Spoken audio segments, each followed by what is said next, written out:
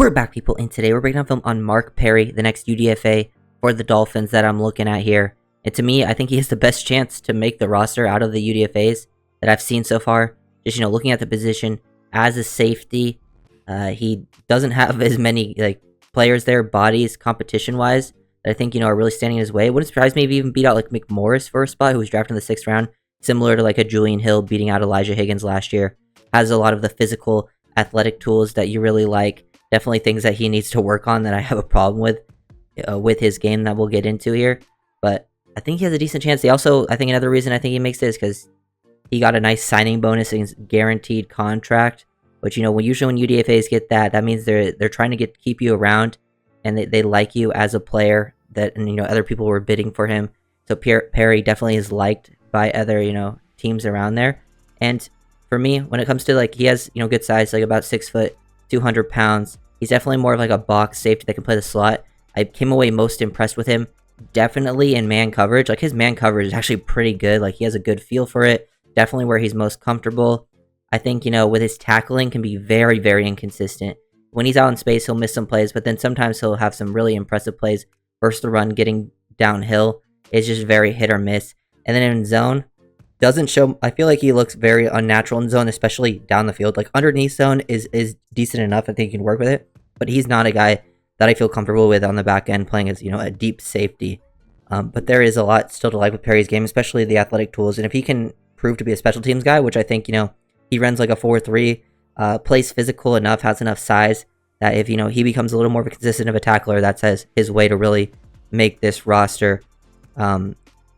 Definitely, goes out there kind of, jogging here, but ends up catching Jonathan Brooks, kind of tripping him up at the 1. You can see the closing burst right there that he has to knock Brooks to the ground. But there's a lot of things to like with his game, specifically in man coverage and, the willingness and run support. And, will fill up pretty well, especially when he's more in the box or closer to the line of scrimmage.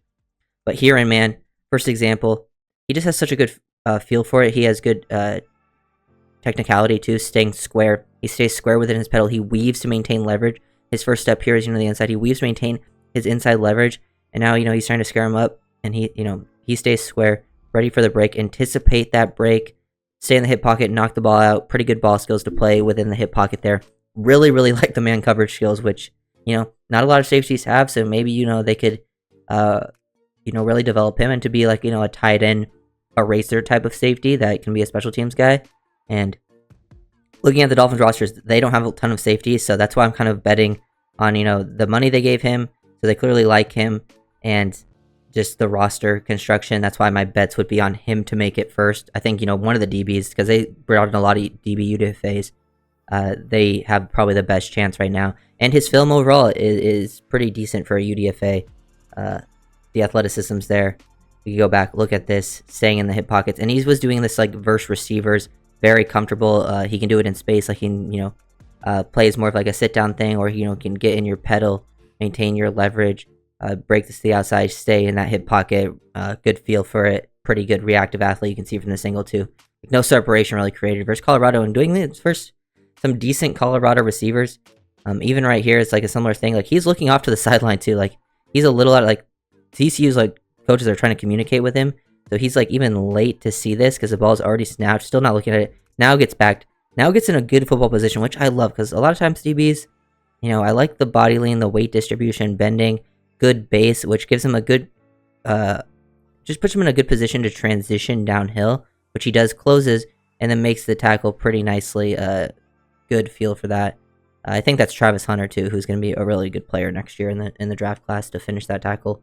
Doesn't allow too much after the catch. It's really just the man coverage stuff that he has such a good feel for.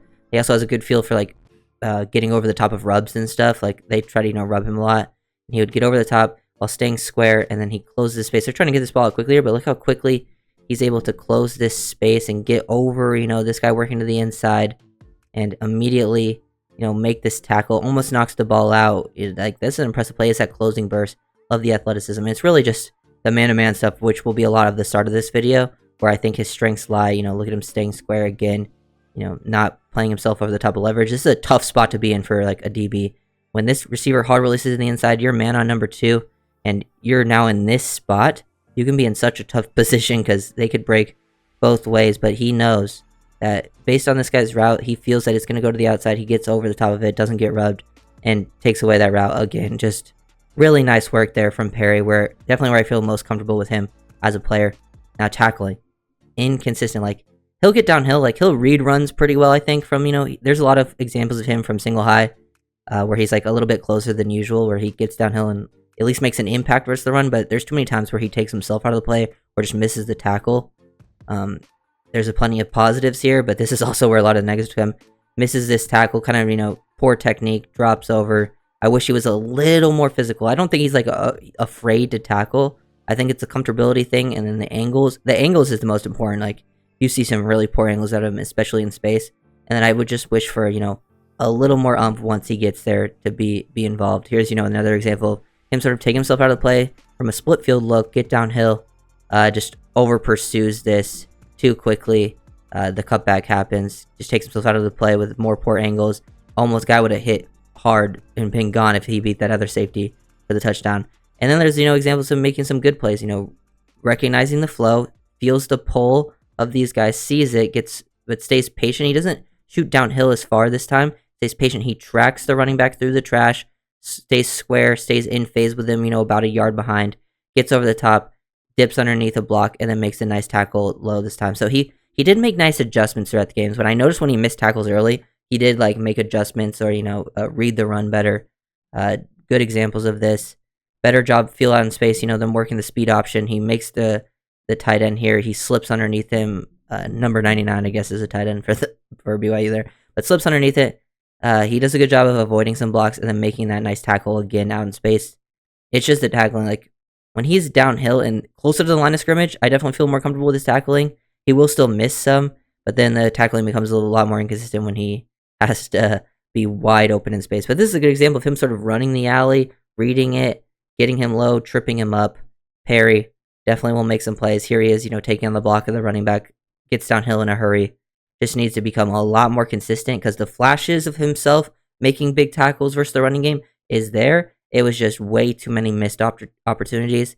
And then you take that with like the athleticism, the physical tools, and then his man coverage ability. And, there's something there to work with. It's just he's not a safety that you feel comfortable with on the back end. Now, zone, I do, like, this is not a bad play, zone awareness. He kind of gets drawed down. He's like a flat defender here. He's not really being threatened by too much underneath. So he gains all this depth, finds this receiver working across. This could have been a completion if he doesn't gain this depth here to this receiver. So this is a good, like, awareness play. I feel like if he can just be late to see things, but if he does get his eyes to the right spot, like, he'll make a play. So underneath zone is not terrible. It's just that deep zone stuff. He is so uncomfortable, has no feel for it at all. And I would say most of the time it was just nothing to really talk about, either, taking himself out of the play or not really being involved. But the man cover stuff is good. And he can do it from off man. He can play in more of like a soft press, maybe like 5 yards off the ball too. Or just like this corner's blitzing. He's man-to-man for this guy. And he knows, like, just based on his alignment, he's probably going to run like a drag across the field. Like, that's what will happen here with a lot of like these tight alignments like this. Or, it could be like a quick out. So he gets over the top of it. But once he sees like this guy's positioning, he feels it. Love his ability. Like, he stays so square. He's just always in a ready football position as a DB. I love when players are able to play with this, balanced body lean. And then he feels it, points that toe. Look at him, like, open up his hips, point that toe, get out of it, and then get downhill. Really just like his man-to-man coverage skills. Here's an example of him working versus deeper stuff, because a lot of these other routes that I've shown are, him working, underneath with crossers, some option routes, things like that. But here we get to see the slot fade, which, this had a chance to be completed, but this still isn't bad. Like, you're going against a receiver. Colorado has some good offensive weapons. They're not a great team, but they have, they definitely have the skill positions down. They didn't have just great, offensive and defensive front. But he stays in the hip pocket. This has to be basically a perfect throw and catch for this to be completed, and it doesn't get finished. But, another job of staying square, staying patient, staying balanced, opening up his hips at a good time, I think. Now able to stay in phase with that receiver, which, the ball is slightly out of reach of the receiver. He would have made like an insane catch to get it. So to me, that's a good enough job. Here's kind of, the speed that gets to be shown off.